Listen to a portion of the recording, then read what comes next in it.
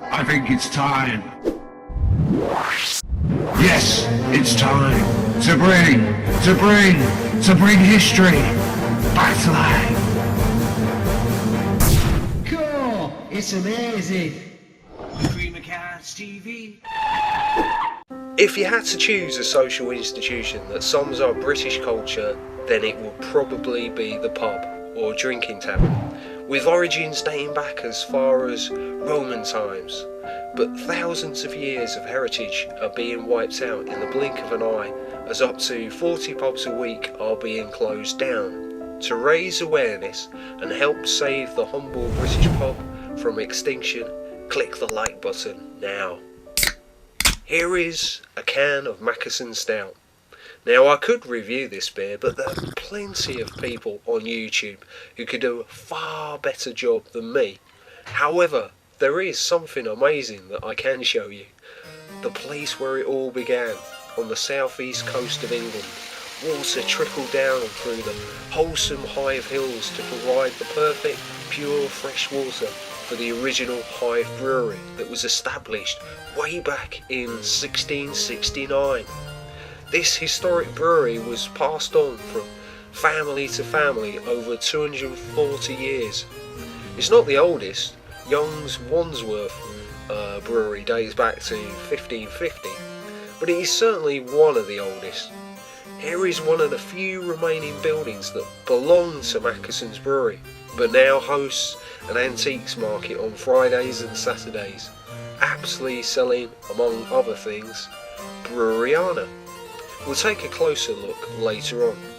The Mackeson's Brewery tragically closed in 1968, just a few months before the Hythe Brewery's 300th anniversary.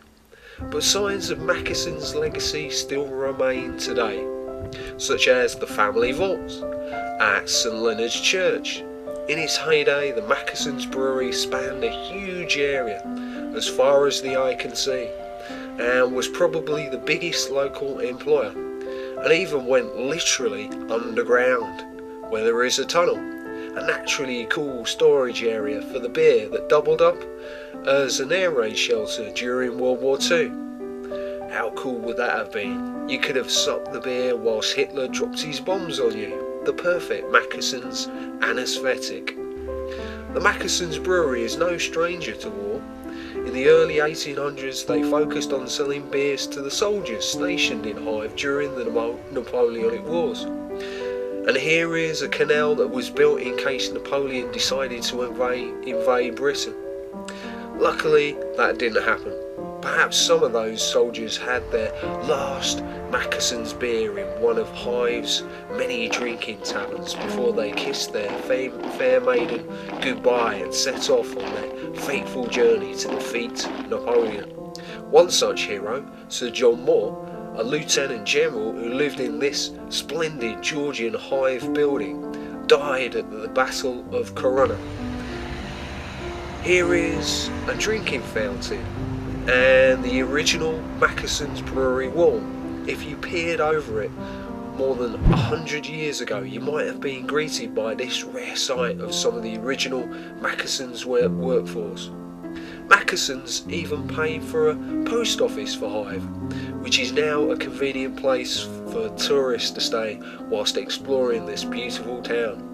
And what better way to end the day and pay your respects to our long British beer heritage than by popping in the local Malthouse and checking out the many brewery collectibles and antiques they have and having a chat.